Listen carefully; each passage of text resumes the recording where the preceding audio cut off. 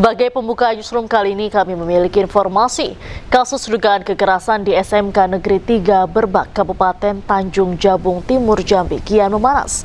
Setelah video pengeroyokan guru terhadap seorang guru viral, kini guru dan siswa saling lapor ke kepolisian.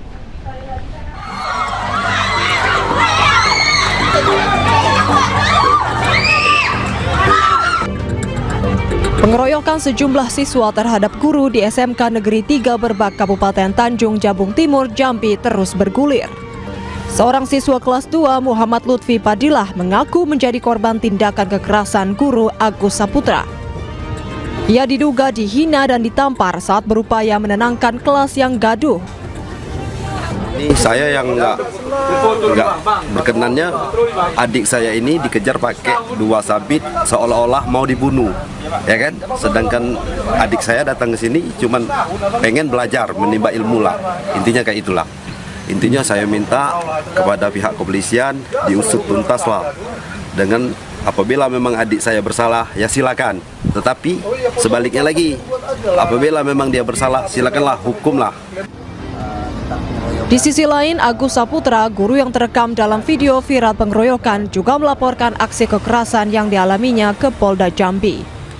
Ini Bang, karena sudah viral ini, ya ada yang merugikan adik saya secara mental, psikisnya terganggu, nama baiknya tercoreng di media sosial maupun di nyata. Jadi kami sebagai warga berhak untuk melaporkan tindakan pengeroyokan ini. Pihak Polres Tanjung Jabung Timur sempat turun langsung ke sekolah untuk melakukan upaya mediasi. Namun oknum guru yang bersangkutan tidak hadir. Kasus ini kini berujung pada aksi saling lapor ke pihak kepolisian, baik di tingkat Polsek maupun Polda Jambi. Dari Kabupaten Tanjung Jabung Timur, Jambi, Henry Rosta, iNews melaporkan.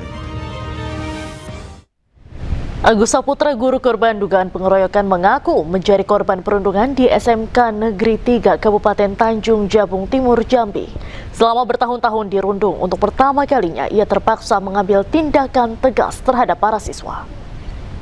Namun tidak semua, memang ada anak-anak tertentu yang sepanjang tahun sampai detik ini saya diperlakukan tidak pantas oleh mereka, anak-anak tersebut. Ini berlangsung selama bertahun-tahun selama saya mengajar di sana. Saya mengajar di sana selama 15 tahun, namun saya baru bertindak kali ini. Saya mengambil sikap bahwa tidak sepantasnya guru diperlakukan seperti itu. Maka dengan saya berat hati, kemarin saya mempertimbangkan berbagai hal, berbagai pihak dan sebagainya. Ini kali pertama saya menampar anak sejak saya bekerja di sini dari 2012 sampai dengan 2026 ini. Saya mendapat perlakuan buruk dari sekolah, dari guru juga, dari murid tambah lagi. Jadi banyak pihak di warga sekolah di SMK itu yang membuat saya menjadi tidak nyaman dengan saya menertibkan mereka, dengan menertibkan secara kedisiplinan, tapi mereka tidak terima, sehingga saya memang. Beralih informasi lain, pemirsa, ratusan rumah di 2 dusun Kampung Cisalak, Kecamatan Teluk Jambe Barat terendam banjir akibat tanggul Sungai Kalimalang jebol Jumat pagi. Sejumlah rumah warga di sekitar lokasi tanggul juga mengalami kerusakan.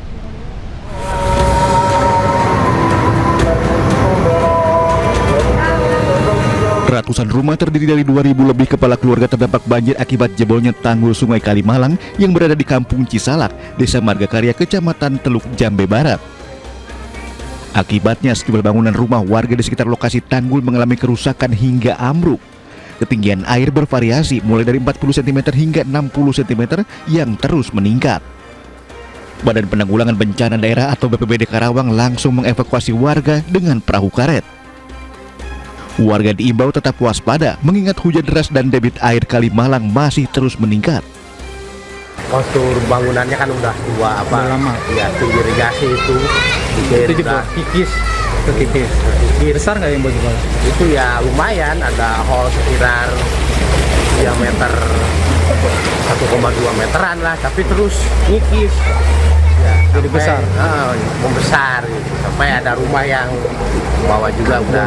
Ini rumah terdampak berapa banyak nih kira-kira? Ya hampir ini satu kewakilan berarti 2 RT di sini. 2 RT yang kena Iya, terdampak. 10-11.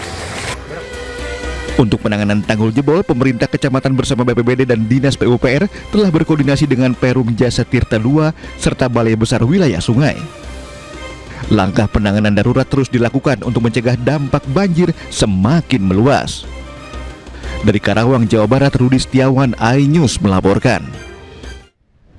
Untuk mengetahui situasi terkini pasca jebolnya tanggul Sungai Kalimalang di Karawang, Jawa Barat, kami telah terhubung dengan jurnalis iNews Rudi Setiawan di Teluk Jambe Barat. Selamat malam Rudi, bagaimana kondisi terkini di sana? Ya, Diandra dan pemirsa, selamat malam. Untuk kondisi terkini akibat jebol tanggul Kalimalang yang berada di Dusun Cisalak, Desa Marga Kaya, Kecamatan Teluk Jambe Barat, Kabupaten Karawang, Jawa Barat. Untuk kondisi saat malam saat ini ratusan rumah yang semula terendam banjir mulai dari 30 cm hingga lebih dari 1,5 meter lebih. Kondisi saat ini mengalami udah penyusutan, artinya udah surut akibat dari setelah pihak PT Perum Jasa Tirta II yang melakukan penutupan bendungan Walahar. Namun untuk saat ini walaupun ratusan rumah yang sudah mulai terendam banjir yang sudah mulai surut, perlu diantisipasi karena kondisi untuk tanggul sendiri masih belum ditutup. Ini kondisi terkini ya Diandra dan pemirsa, ini merupakan kondisi bendungan yang sampai saat ini sedang dalam proses perbaikan. Adapun pihak Perum Jasa Tirta II dan pihak BBWS sudah mengerahkan 2 alat berat, di mana 2 alat berat ini tadi sore sudah diturunkan dan ini merupakan beberapa bagian yang sudah dilakukan. Adapun ini merupakan patok-patok ini merupakan yang untuk nantinya akan dilakukan untuk evakuasi, maksud saya untuk melakukan perbaikan. Dan perlu diinformasikan ini merupakan Sungai Kalimalang yang mana selain untuk mengairi air pesawahan, di sini juga difokuskan untuk mengairi air bersih ya, bahan baku air bersih untuk wilayah DKI Jakarta, di mana akibat dampak jebolnya Sungai Kalimalang ini berakibat dampak sampai saat ini mengalami ada volume debit air yang berkurang, tentunya berpengaruh untuk suplainya. Dan pihak pemerintah daerah melalui kerjasama pihak jasa BPWJS, pihak jasa Tirta Tarum II sudah melakukan bantuan dari suplai pasokan air ini dilakukan melalui Sungai Cibeet, di mana Sungai Cibeet ini nantinya akan dibantu untuk melakukan suplai air bersih ke DKI Jakarta. Dan perlu diinformasikan dampak akibat jebolnya tanggul Kalimalang ini selain berdampak kepada ratusan rumah juga berdampak kepada ratusan hektar area persawahan yang mengakibatkan mencapai puluhan hektar yang siap panen juga terendam banjir, Diandra. Namun memang kondisi saat ini untuk area persawahan sudah mulai berangsur surut sama dengan ratusan rumah yang berada di Dusun Cisalak, Desa Marga Karya. Untuk antisipasi sendiri, pihak dari BPBD melalui dinas setempat terus mengantisipasi membangun tenda-tenda untuk mengantisipasi adanya bahwa banjir akan terjadi susulan. Karena mengingat cuaca juga selain untuk kondisi ini masih terus diguyur hujan. Ya, yang perlu diketahui untuk antisipasi saat ini pihak petugas sedang memperlakukan fokus untuk lebih memperbaiki tanggul yang berada di titik di lokasi yang saya berada ini. Ya, kalau melihat ini kondisinya, Diandra, pihak Jasa Tirta II sampai saat ini belum melakukan kembali pengerjaannya. Kalau tadi saya lihat sudah dilakukan pengerjaan, namun memang sementara ini kedua alat tersebut belum bekerja, artinya beristirahat. Kita masih menunggu informasi lebih lanjut keterkaitan untuk penutupan yang di belakang saya ini, tanggul yang masih jebol. Diantisipasi sampai saat ini memang sungai sudah mulai disurut karena dari waduk yang berada di Walahar ini sudah ditutup, bukan ditutup, airnya debitnya dikurangi sehingga air tetap mengalir dan kondisinya saat ini menunggu barang-barang logistik untuk menutup tanggul yang berada di lokasi saya ini ya. Diandra, sementara itu yang dapat kami informasikan. Terima kasih Rudi Setiawan atas laporan Anda langsung dari Teluk Jambe Barat, Karawang. Terima kasih, selamat malam, selamat kembali bertugas. Pemirsa, dikepung banjir selama hampir sepekan dengan ketinggian air capai 1,5 meter, warga Pati masih memilih bertahan di rumah. Dukuh Ngantru, Desa Mustoko Harjo, Kabupaten Pati sudah terendam banjir selama 6 hari. Bahkan debit air terus naik hingga 1,5 meter, membuat akses jalan utama warga Desa Minto Basuki terputus, tak bisa dilewati kendaraan. Warga pun terpaksa gunakan perahu sampan sebagai alat transportasi utama menuju desa mereka. Meski dikepung banjir, warga memilih tetap tinggal di rumah mereka. Banjir di Dukuh Ngantru paling lama surut lantaran dekat dengan Sungai Silogonggo yang meluap.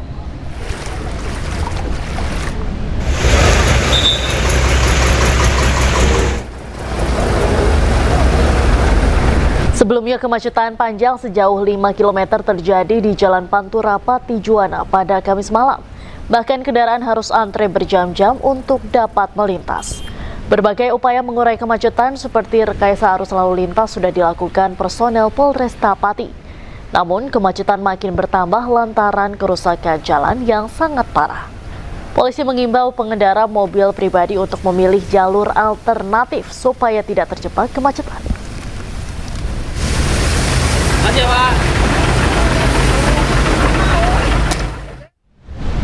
Untuk mengetahui informasi terkini, kita langsung bergabung dengan rekan Vindi Agil yang berada di Dukuh Ngantru, Desa Mustoko Harjo, Pati, Jawa Tengah.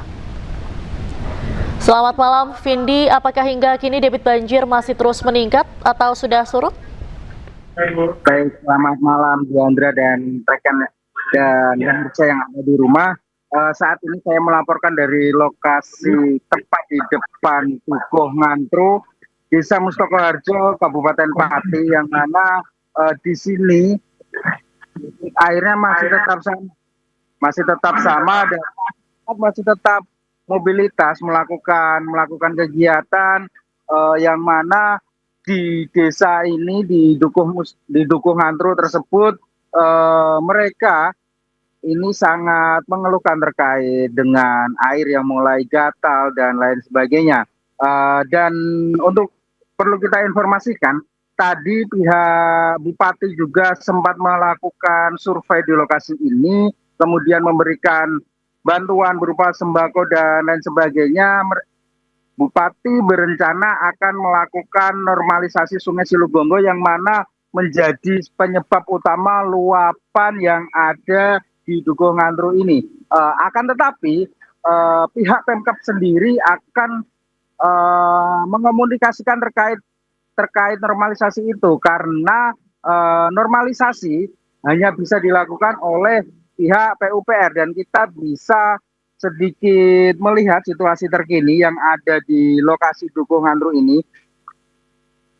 Kita bisa lihat Diandra, di sini warga memarkirkan kendaraan mereka di sepanjang jalan yang tepat di depan itu adalah Jalan Pantura. Karena apa? Ketinggian air di sini itu mencapai 1,5 meter kedalamannya ya, yang kami maksud. Dan perahu ini digunakan mereka untuk mobilitas sehari-hari karena memang tidak bisa dilalui oleh kendaraan bermotor, entah itu roda 2 ataupun roda 4 begitu. Diandra yang ada di studio. Sementara apakah banjir ini berdampak juga terhadap perjalanan kereta api dan kendaraan di sana? Untuk perjalanan kereta api di sini di Kabupaten Pati memang tidak ada kereta api ya, akan tetapi akibat banjir yang terjadi di Kabupaten Pati ini, Pantura sempat mengalami kemacetan panjang yaitu antara 5 km hingga sampai 10 km yang mana disebabkan oleh luapan air dari Sungai Simo ataupun Sungai Juwana tersebut. Gini Diandra, dari penuturan beberapa warga yang ada di Dukuh Ngantru ini, mereka sangat membutuhkan obat-obatan, bantuan obat-obatan, selimut dan lain sebagainya untuk meringankan beban mereka karena di sini airnya memang cukup keruh dan sangat gatal, jadinya mereka mulai terjangkit penyakit gatal-gatal dan lain sebagainya. Begitu, Diandra. Baik, terima kasih. Vindi melaporkan langsung dari Pati, Jawa Tengah. Selamat malam, selamat kembali bertugas. Pemirsa, banjir setinggi 2 meter merendam ratusan rumah warga di perumahan Taman Cikande, Kabupaten Tangerang, Banten, Jumat siang. Banjir sejak Senin lalu yang tidak kunjung surut membuat puluhan kepala keluarga di RW 03 terpaksa bertahan di balai warga yang dijadikan sebagai lokasi pengungsian. Hampir sepekan di pengungsian, warga berharap adanya trauma healing untuk menghibur anak-anak yang sudah merasa jenuh. Selain itu, kini warga juga membutuhkan bantuan logistik, pakaian, dan peralatan sekolah.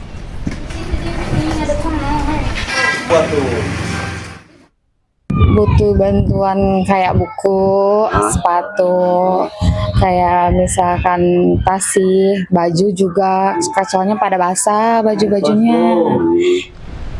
Bupati Tangerang Maisyal Rashid meninjau saluran irigasi yang menjadi penyebab banjir di perumahan Taman Cikande, Kabupaten Tangerang, Banten, Jumat siang. Bersama warga, Maisyal Rashid berdiskusi tentang pembangunan pintu air irigasi yang menjadi penyebab meluapnya Sungai Cidurian hingga merendam permukiman warga. Rencananya pemerintah daerah Kabupaten Tangerang melalui dinas terkait akan segera membangun pintu air untuk menahan debit air dari Sungai Cidurian.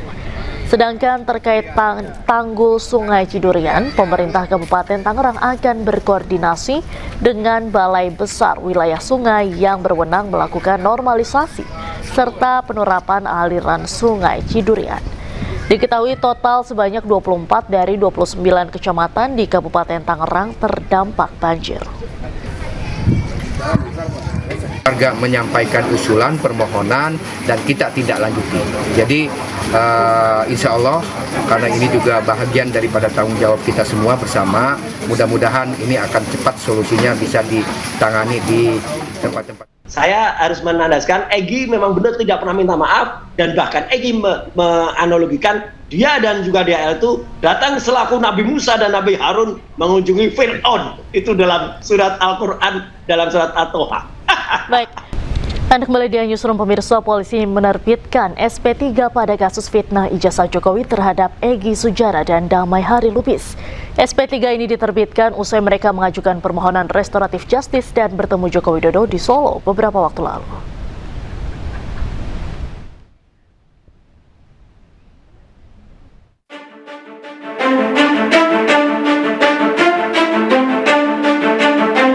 Polda Metro Jaya menerbitkan surat perintah penghentian penyidikan kasus dugaan fitnah ijazah palsu Joko Widodo.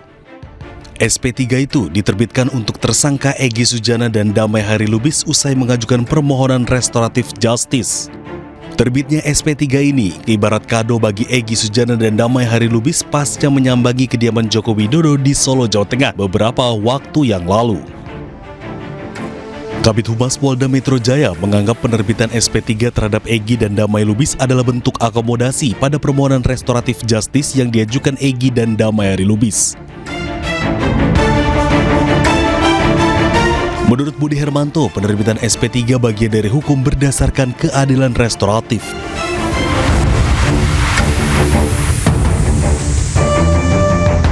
Dalam kasus fitnah ijazah Jokowi, Polda Metro Jaya membagi tersangka dalam 2 klaster. Klaster pertama terdiri dari 5 tersangka termasuk Egy Sujana dan Damai Hari Lubis. Tim Liputan iNews melaporkan.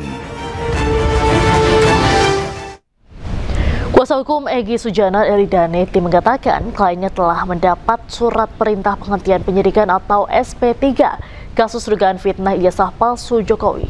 SP3 juga diberikan kepada Damai Hari Lubis yang juga ditetapkan sebagai tersangka dalam perkara tersebut.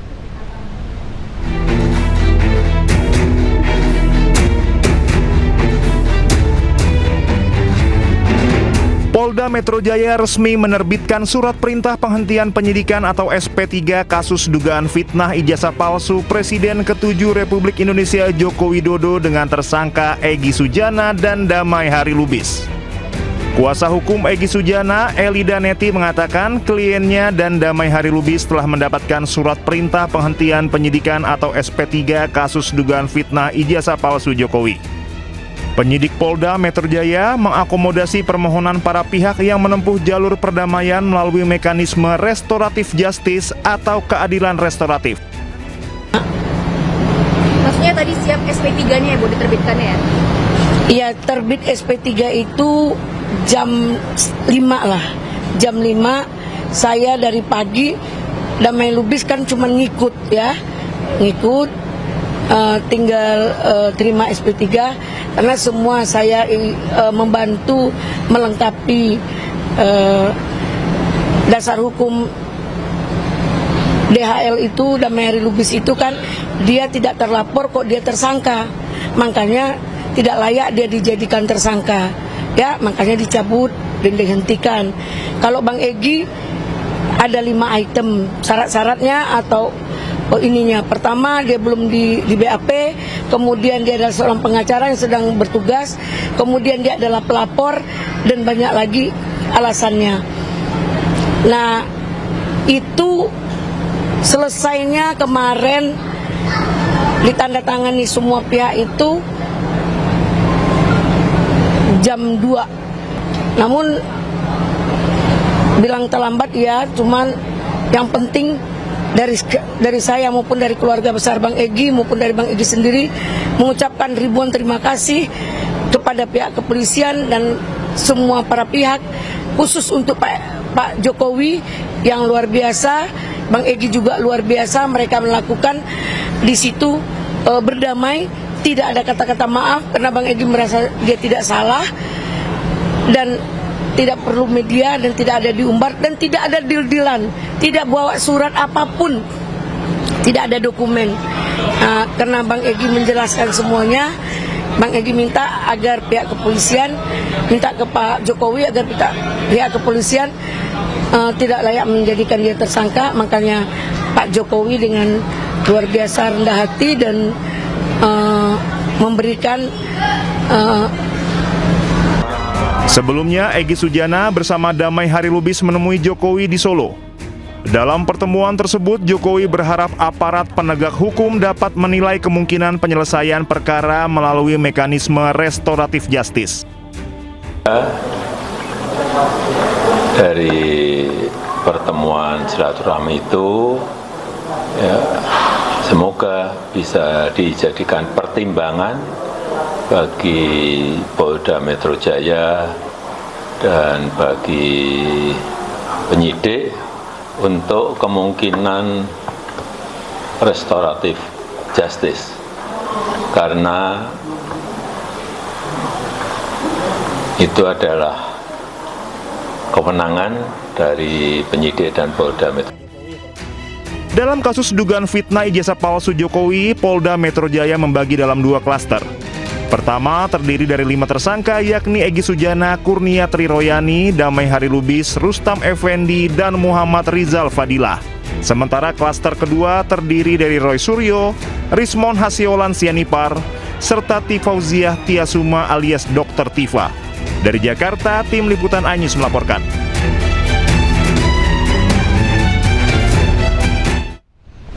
Kasus Egy Damai disetop. Bagaimana nasib Roy Suryo CS? Untuk membahas selengkapnya kami telah terhubung dengan tersangka kasus tudingan ijazah palsu Jokowi Mas Roy Suryo dan kuasa hukum Jokowi Firmanto Laksana. Selamat malam Bapak-bapak. Sore, malam Pak Jendra, malam Prof. Firman. Iya, malam Mas Roy. Baik, saya ke Mas Roy terlebih dahulu. Mas Roy, ini kan sebelumnya kekeh membantah tidak ada permintaan maaf Egy dan juga Damai ke Jokowi, tapi nyatanya SP3 terbit atas alasan restoratif justice. Anda melihatnya bagaimana? Ya itulah lucunya, itulah Sri Mulatnya atau dagelannya. Saya barusan tadi melihat live Egy Sujana di salah satu tayangan ya, ada TV lain juga, ada juga cc.com.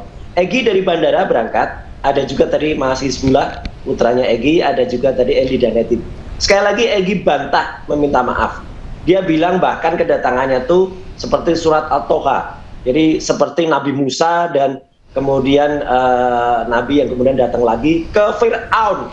Jadi dia tuh kesana menasehati. Tapi lucu aja. Dan di situ terungkap juga bahwa ternyata setelah pertemuan itu Jokowi langsung manggil polisi. Jadi udah ada petugas Polda Metro. Jadi ini terkonfirmasi. Harusnya kalau mau ada restoratif justice, ya mereka itu datang ke kantor polisi.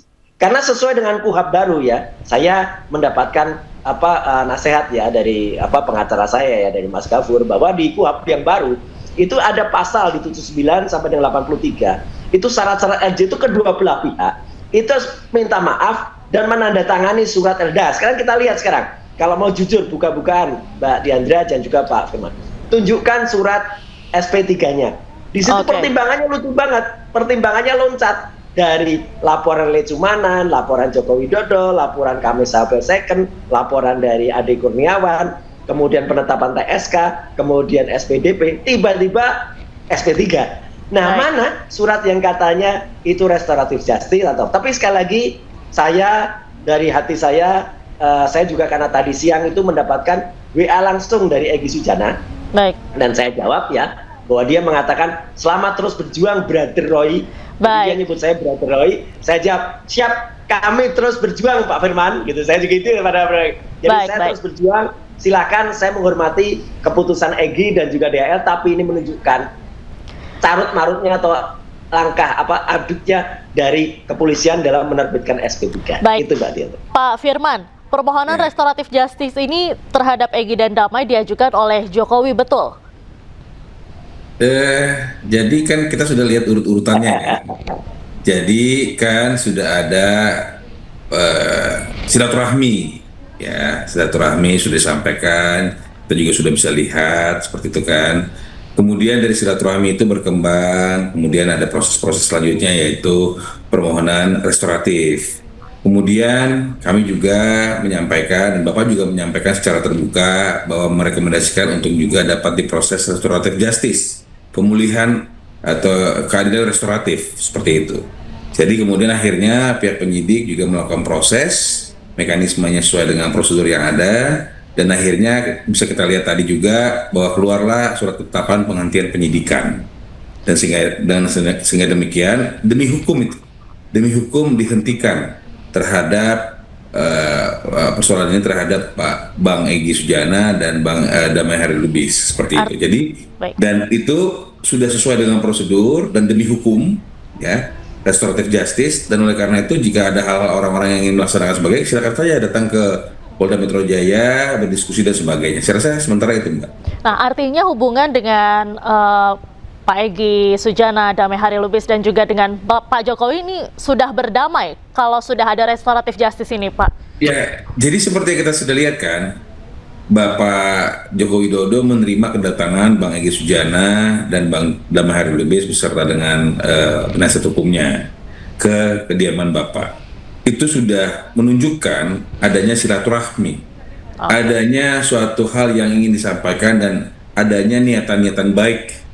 Dan itu ditindaklanjuti dan dilihat oleh Bapak sebagai suatu hal yang positif. Bapak juga menghargai, menghormati kedatangan beliau-beliau ini bersilaturahmi, dan kemudian juga merekomendasikannya untuk dapat juga pada penyidik jika memang bisa dilakukan restoratif justice. Dan hari ini penyidik sudah memproses dan ini ada yang menarik Pak. SP3. Saya rasa itu mengenai mekanisme detail-detailnya apakah sudah minta maaf dan sebagainya, saya pikir seperti juga yang sampaikan Bapak tidak perlu kita persoalkan karena banyak mekanisme, banyak gestur, banyak tutur, banyak tata cara. Baik. Tidak harus dengan berbicara, dengan datang saja menurut kami sudah menunjukkan bahwa ada sesuatu hal yang ingin disampaikan. Baik. Ada sesuatu hal yang ingin dilakukan silaturahmi. Perekat silaturahmi yaitu adalah saling memaafkan, saling memberi. Saya rasa gitu Mbak. Baik, Bang Roy, tanggapannya gimana? Ya, jadi begini, kita harus ingat dan ini sejarah mencatat bahwa KUHP baru nomor 1 tahun 2023 yang disahkan di zaman Presiden Jokowi berlaku beberapa hari yang lalu pada tanggal 2 Januari 2026. Dan di situ juga ada KUHP yang baru, pasal 79. Dari restoratif justice adalah ada pencabutan dari laporan. Nah, sekarang kita lihat laporan Jokowi, saya udah baca sendiri. LP Jokowi itu waktu itu yang dilaporkan 5 orang. 5 orang itu saya, Dr. Lisbon, Dr. Tifa, kemudian Egy Sujana dan Kurnia Triroyani, bukan Damai Lubis. Kalau sekarang mencabut laporan mana yang dicabut? Kalau yang dicabut ada laporan itu, berarti apa? Berarti di situ ada Kurnia, ada Resmon, yang dicabut. Kalau tiba-tiba dia mengajukan surat baru, laporannya mana? Damai Lubis juga tidak pernah dilaporkan oleh Jokowi. Ya, jadi makanya mana yang dicabut? Itu satu. Yang kedua adalah kami ini dalam satu SPK istilahnya, satu SPDP, surat perintah dimulainya penyidikan. Ya, secara hukum itu semua de jurenya begitu. Tadi yang disampaikan Pak Firmanto, mohon maaf, itu de facto-nya oke, dan tapi sekali lagi hukum jangan dilanggar, Mbak Diandra. Jadi ini menurut istilahnya pengaplikasian KUHP baru kok tiba-tiba dilanggar, itu kan yang aneh gitu. Kami terus terang senang kalau itu dicabut Pak Egy dan Pak Damai. Tapi kemudian kalau dicabut, ibaratnya apa? Ibaratnya satu bangunan, satu rumah terdiri atas 5 batu bata. Batu batanya yang satu diambil, ya. Sementara batu bata yang lain itu tidak di situ, dicabut. Coba lihat pencabutannya Jokowi itu kayak apa? Tunjukkan. Kalau surat pencabutannya Jokowi itu nanti menyebutkan hanya Damai Lubis saja, hanya Egy, nggak lucu juga. Nggak ada surat pencabutan mencabut sesuatu yang tadinya 5 yang dilaporkan. Dari situ saja kita sudah bisa lihat kok bahwa itu kacau dalam tata penulisannya. Pak Firmanto, bagaimana tanggapan Anda? Ya, jadi kan kalau kita bicara mekanisme hukum dan domain itu adalah kepada penyidik. Dan tentu ada hukum acara yang digunakan. Dan saya juga sudah melihat, dan sebenarnya tidak perlu kita bahas di sini karena itu merupakan kewenangan daripada penyidik. Nah, seperti itu. Jadi menurut hemat kami, ya kalau Mas Roy memiliki penasihat hukum mungkin boleh berdiskusi bagaimana nih apa seperti kan itu. Jadi saya pikir yang perlu kita diskusi di sini adalah bahwa sudah ada 2 tersangka yang mengajukan restoratif justice dan sudah diproses dan hari ini sudah dihentikan. Kemudian bagaimana yang lainnya? Kan begitu kan? Yang lainnya tentu sesuai dengan mekanisme hukum yang ada dilakukan hal-hal yang perlu dilakukan, misalnya mau gini Mas Roy, untuk teman-teman para tersangka yang sudah dilimpah akan dilakukan pemeriksaan oleh pihak kejaksaan.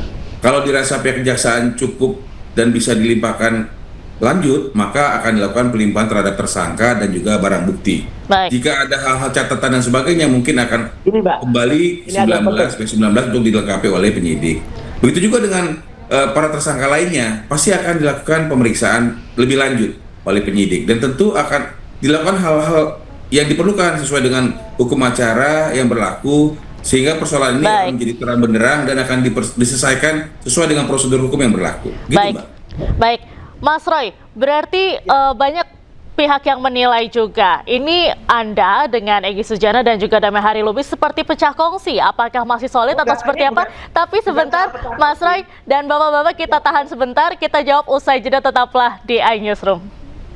Anda kembali di iNewsroom, pemirsa. Terkait pertemuannya dengan Presiden ke-7 RI Joko Widodo di Solo, Egy Sujana akhirnya buka suara dan menegaskan bahwa kehadirannya bukan untuk meminta maaf, melainkan untuk menegakkan kebenaran. Dalam kasus ijazah Jokowi, status Egy sebagai tersangka kini telah dicabut setelah terbit surat penghentian penyidikan atau SP3 dari kepolisian.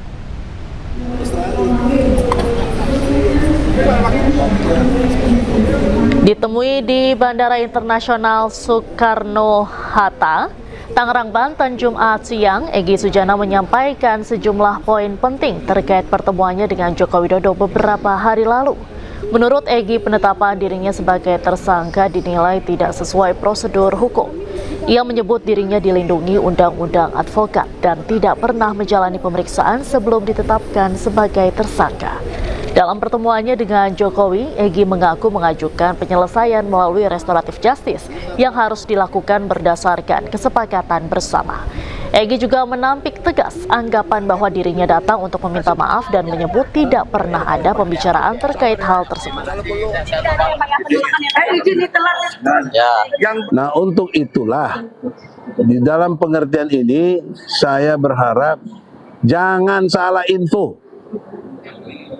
Saya kesini mungkin Bapak terima, mungkin pembisik-pembisiknya menyatakan Egy datang meminta maaf. No way, jelas ya. Saya datang bukan untuk minta maaf. Itu saya sampaikan depan beliau. Saya ingin menegakkan kebenaran. Kenapa? Karena saya tidak pantas ditersangkakan. Satu, saya advokat. Advokat itu punya undang-undang, namanya Undang-Undang tentang Advokat nomor 18 tahun 2003 pasal 16. Kedua, saya melapor lebih dulu. Tapi kenapa dilapor balik? Ini bertentangan dengan Undang-Undang nomor 31 tahun 2014 pasal 10. Ya, tentang Undang-Undang Perlindungan Saksi dan Korban. Yang ketiga, saya belum pernah disidik. Bertentangan peraturan Kapolri, ya, yang berkaitan dengan penyidikan. Harus disidik dulu baru jadi tersangka. Kenapa saya ditersangkakan? Kemudian yang keempat, saya punya legal standing ilmiah dari Dr. Muzakir, dari guru besar atau apa dia di di UII Yogyakarta. Nah, dia menyatakan dalam LO-nya, legal opinion, Egy Sujana tidak pantas ditersangkakan. Melanjutkan dialog kita sebelumnya, pemirsa, kasus Egy damai di stop. Bagaimana nasib Roy Suryo CS? Masih ada bersama kami tersangka kasus tudingan ijazah palsu Jokowi, Roy Suryo, dan kuasa hukum Jokowi, Firmanto Laksana.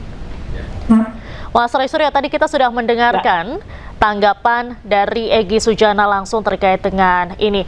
Tanggapan Anda seperti apa? Ya, itu betul, penting. Itu statement Egy Sujana tadi siang di Bandara Soekarno-Hatta ketika mau berangkat, dan itu tadi ada Eli Daneti, ada juga Mas Isbullah.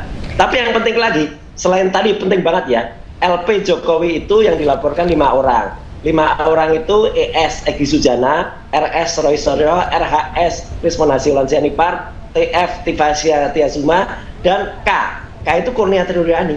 Ya, jadi bagaimana bisa seorang Jokowi mencabut laporan sendiri, memisahkan itu, kalau itu belum dilakukan yang namanya split sync. Ya, belum ada split sync. Terus DHL itu tidak ada laporan tentang DHL dan Lubis. Gimana bisa Jokowi mencabut? Kita pengen lihat surat pencabutannya kayak apa. Karena itu jelas di pasal 79 KUHP yang baru harus ada pencabutan secara tertulis, harus letter luck, harus itu apa de jure, tidak boleh de facto. Dan yang menarik lagi, di KUHP yang baru itu ada juga aturan tuh RJ. Prof pasti tahu bahwa untuk kejahatan atau katakanlah tindakan yang ada korupsi, kemudian ada terorisme dan lain sebagainya, ada satu lagi mengatakan kalau ada hukuman yang diancam dengan hukuman di atas 5 tahun. Nah, teman-teman ini kan juga termasuk Prof Egy, termasuk juga dia itu kan diancam dengan pasal 160 di KUHP yang lama, yang ancaman hukumannya 6 tahun di atas 5 tahun, nggak bisa di RJ. Gitu. Ini kok bisa di RJ, jadi sekali lagi ini aneh. Tapi sekali lagi ya ini jangan sampai kejadian, Mbak. Kita harus hormati, jangan sampai Indonesia punya catatan buruk pemberlakuan KUHP baru dan KUHP yang baru. Yang pertama kali ada SP3, tapi cara pemberlakuannya sudah acak adut. Baik. Itu yang kita sesalkan. Pak Firman, ini kan tadi Mas Roy menyampaikan bahwa mestinya satu paket, satu laporan polisi itu dicabut semua, mencakup semua tersangka termasuk Mas Roy. Tanggapan Anda seperti apa? Jadi ya, kan penetapan tersangka teman-teman kan dilakukan di November 2025. Kemudian ada mekanisme, ada permohonan, kemudian ada penyampaian juga oleh korban bahwa dapat dilakukan restoratif justice kepada penyidik. Kemudian dilakukanlah penelaahan oleh penyidik dan sebagainya. Saya tidak mau masuk sebenarnya ke dalam proses ini, sehingga yang disampaikan setelah dilakukannya gelar perkara khusus kemarin, akhirnya pihak penyidik memutuskan untuk menghentikan upaya penetapan tersangka terhadap Bang Egy dan Bang Damai Hairudis. Dan itu sudah dikeluarkan dan kita sudah bisa lihat dalam surat ketetapan penghentian penyidikan, dan juga sudah mengirimkan surat juga kepada Kejaksaan tinggi untuk penghentian penyidikan ini sebagai laporan pemberitahuan seperti itu. Jadi menurut hemat kami itu semua sudah sesuai dengan mekanisme hukum dan demi hukum. Jadi SP3 itu demi hukum. Karena apa? Karena sudah selesai. Sementara ini seperti itu. Dan untuk yang lain juga untuk kepastian hukum kepada teman-teman para tersangka lain, mohon izin Mas Roy, itu juga harus dilakukan pemberkasan. Jika memang pemberkasan itu sudah lengkap, sudah cukup, dapat disidangkan, maka akan dilimpahkan dan akan disebutkan dengan namanya P21. Dan oleh karena itu, menurut hemat kami, marilah kita sekarang melihat, mencermati, karena saya lihat polisi sudah melakukan secara terbuka, akuntabel, dan profesional. Dan mereka siap untuk di-challenge kok. Artinya, lebih baik kita sekarang mencermati ke depannya seperti apa. Saya setuju tadi dengan judul daripada tayangan ini, bagaimana berikutnya. Nah, menurut hemat kami, kalau memang kita harus lakukan persidangan dan sebagainya, Bapak akan hadir nanti. Akan menyampaikan ijazahnya di depan publik. Sesuai dengan apa komitmen Bapak, yang mana nanti akan disampaikan, dan mudah-mudahan semua itu dapat berjalan baik dan lancar. Saya rasa demikian, Mbak. Baik, kenapa nih Mas Roy ketawa-ketawa, apa tanggapannya?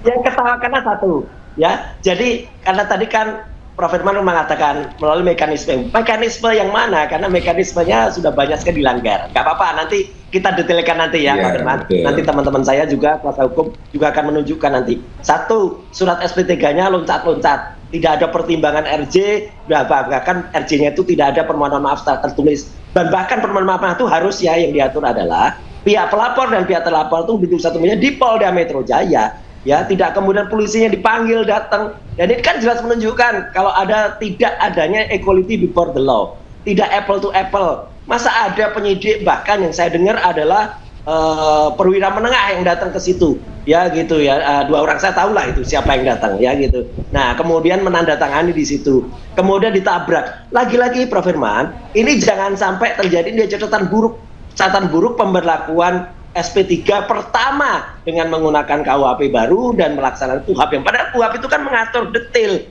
aturannya sangat detail, di situ itu harus diikuti. Di situ jelas ditabrak soal di atas 5 tahun dan soal hadir di Solo. Ini terbukti juga, Mbak, kemarin pada sidang Citizen Lawsuit, ya, itu jangankan Jokowi, ijazahnya saja tidak berhasil dipinjam oleh yang namanya Pak Supan atau siapa itu lawyernya, bukan timnya Prof. Firman ya, tim dari Solo itu nggak bisa pinjam dari Polda Metro Jaya. Jadi gimana padahal ada ijazah asli ditampilkan di sana. Jadi oke lah, kita sepakat, mari kita nilai bersama. Tapi yang jelas saya harus menandaskan Egy memang benar tidak pernah minta maaf, dan bahkan Egy menganalogikan dia dan juga DL itu datang selaku Nabi Musa dan Nabi Harun mengunjungi Fir'aun, itu dalam surat Al-Quran, dalam surat At-Toha.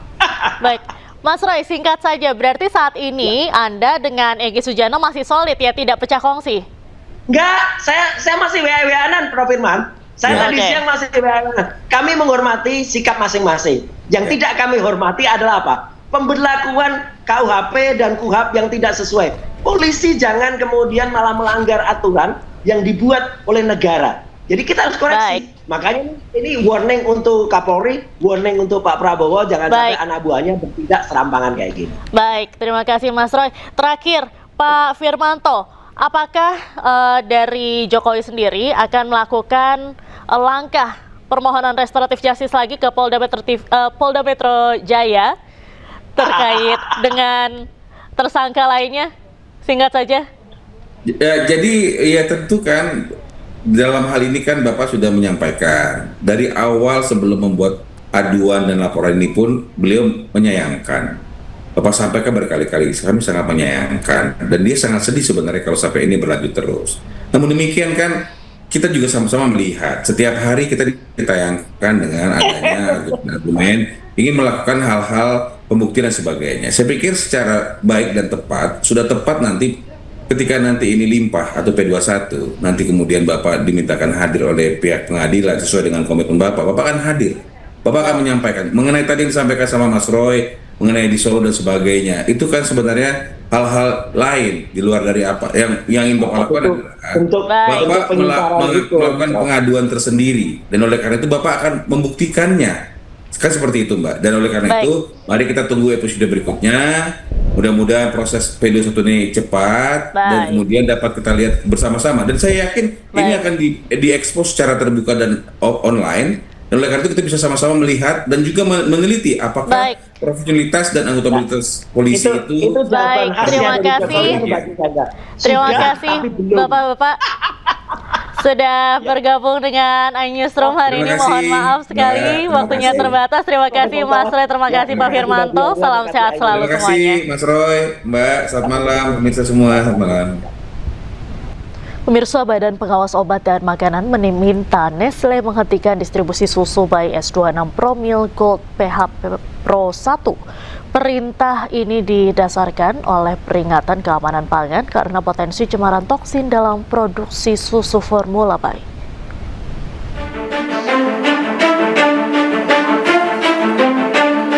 Badan Pengawas Obat dan Makanan meminta PT Nestle Indonesia menghentikan sementara distribusi dan impor produk susu formula S26 Promil Gold PH Pro 1.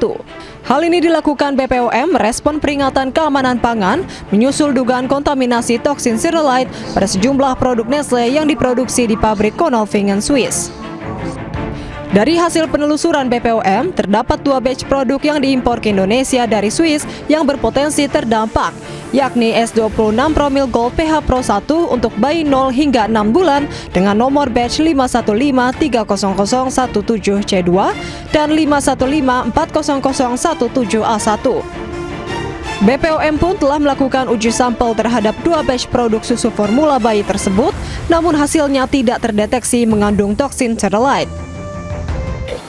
Dan tapi kita lakukan uji sampel, uji surveillance.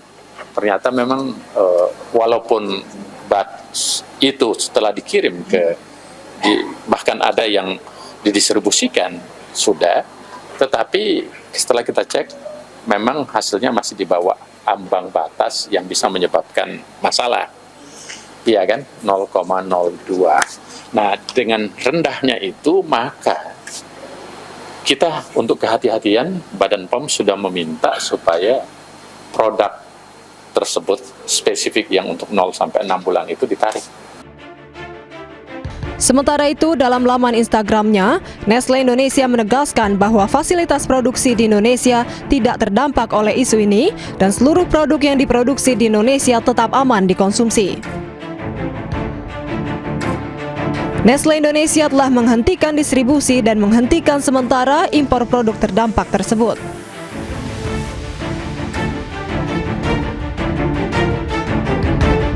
Nestle pun mengimbau konsumen yang memiliki produk terdampak yakni S26 Promil Gold PH Pro untuk menghubungi layanan konsumen Indonesia.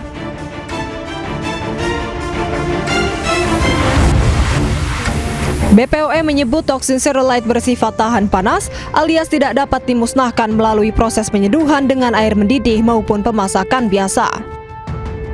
Paparan toksin Cerealite bersifat cepat, umumnya 30 menit hingga 6 jam setelah mengkonsumsi dan akan menimbulkan gejala muntah parah, diare hingga hilang kesadaran. Namun BPOM menyebut hingga kini belum ada laporan terkait gejala ini. Dari Jakarta, Rani Sanjaya, iNews melaporkan. Pemirsa, Menteri Lingkungan Hidup Hanif Faisal Nur Rafiq mengultimatum pengelola Pasar Caringin Bandung. Jika dalam 2 pekan gagal menangani masalah persampahan, ia akan menjatuhkan ancaman pidana terhadap pengelola.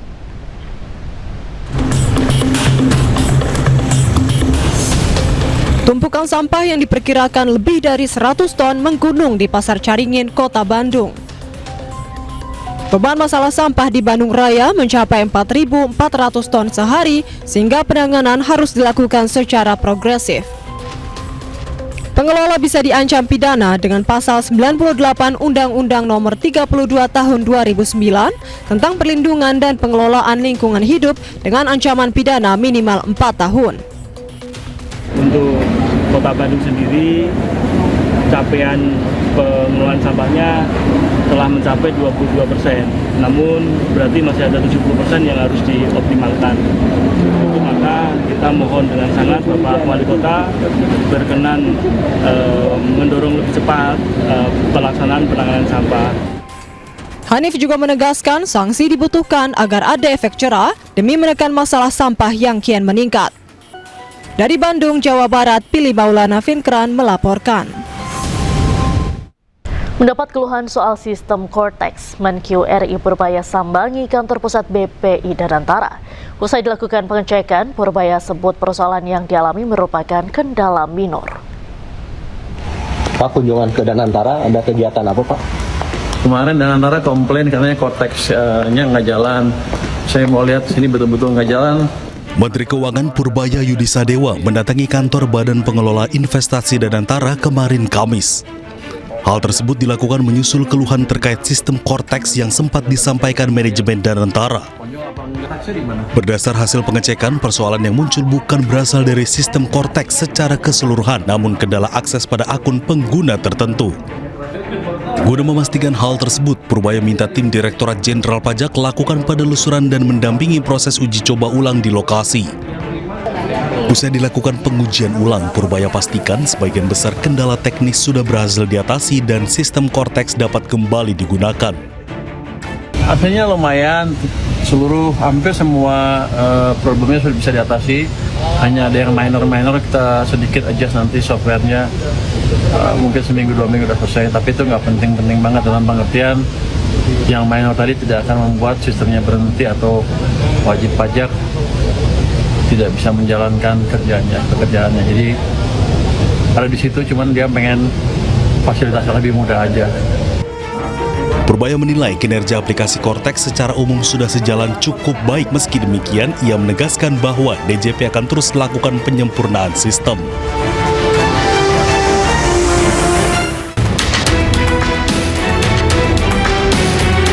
Video amatir merekam aksi sejumlah orang yang menutup jalan menggunakan rantai dan barier di pintu keluar tol Rawabuaya, Cengkareng, Jakarta Barat.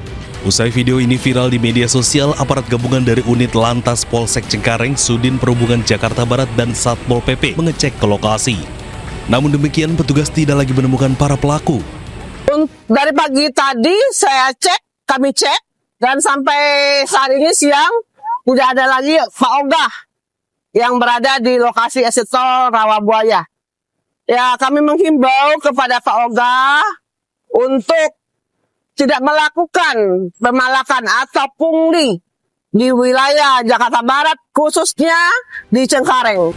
Hingga kini petugas gabungan masih berjaga di lokasi agar pengendara bisa aman dan nyaman melintasi jalan.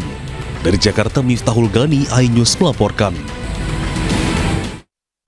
Pemirsa, 9 perjalanan kereta api tujuan Jakarta mengalami keterlambatan yang cukup parah akibat banjir di jalur Semarang-Kendal, Jawa Tengah.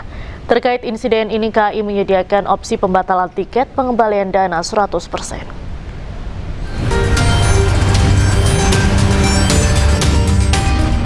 Dari 9 perjalanan kereta api yang terdampak, 5 perjalanan berhasil berangkat tepat waktu.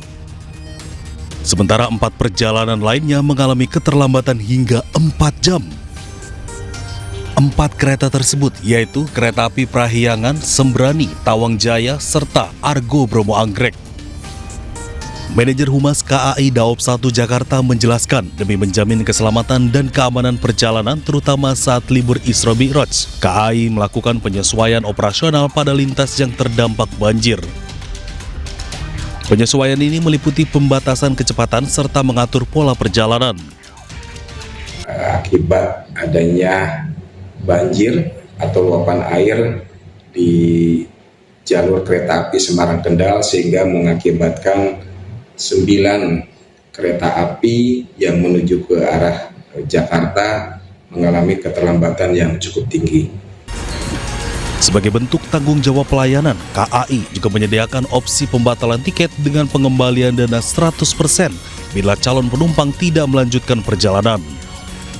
Dari Jakarta, Rani Sanjaya, iNews melaporkan. Pergerakan penumpang kereta cepat Wush seiring dimulainya libur Isra Mi'raj 2026 meningkat. Hingga Jumat siang sekitar 15.000 tiket Wush telah terjual, sementara jumlah penumpang diprediksi mencapai lebih dari 22.000 orang.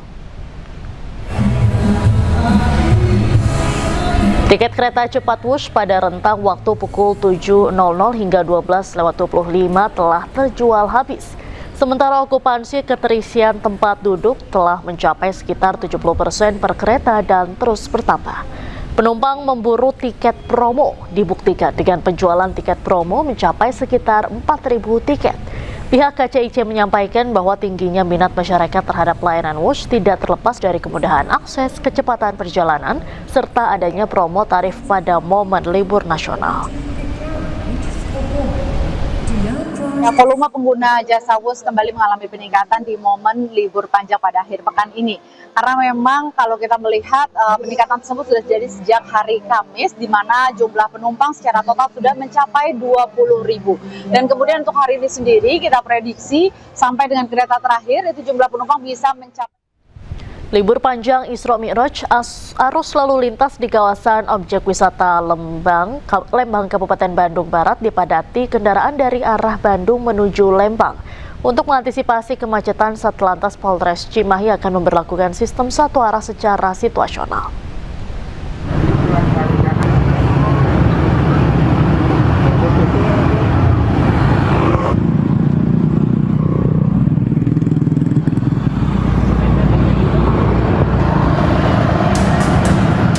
Kepadatan kendaraan wisatawan menuju kawasan wisata Lembang sudah terjadi sejak siang mulai dari Jalan Raya Cidadap, Kota Bandung.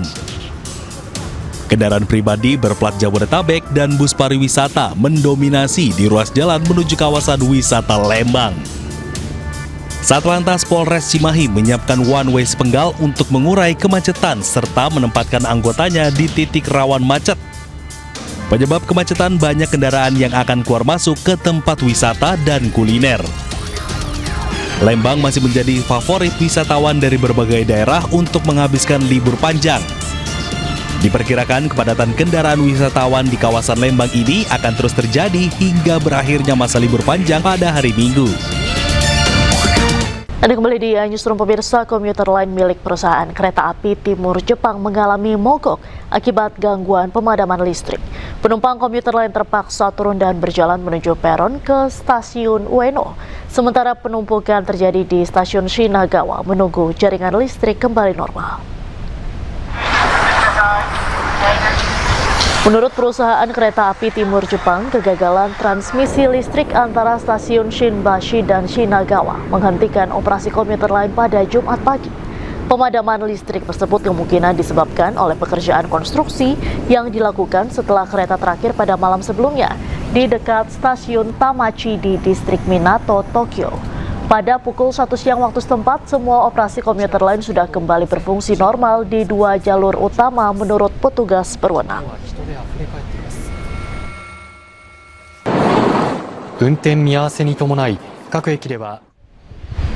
Sebuah ledakan besar yang disusul kebakaran hebat melanda sebuah rumah di pusat kota Utrecht, Belanda, Kamis waktu setempat. Insiden tersebut dipicu oleh kebocoran gas. Dan pemirsa, usai sudah kebersamaan kita dalam iNewsroom hari ini, temukan informasi-informasi terbaru lainnya di www.inews.id. Cuplikan tayangan berita iNews dapat Anda saksikan di kanal YouTube @official_inews. Dan sesaat lagi akan ada program iNews Prime. Mewakili seluruh kerabat kerja yang bertugas, saya Diandra Mukni pamit undur diri. Terima kasih, sampai jumpa.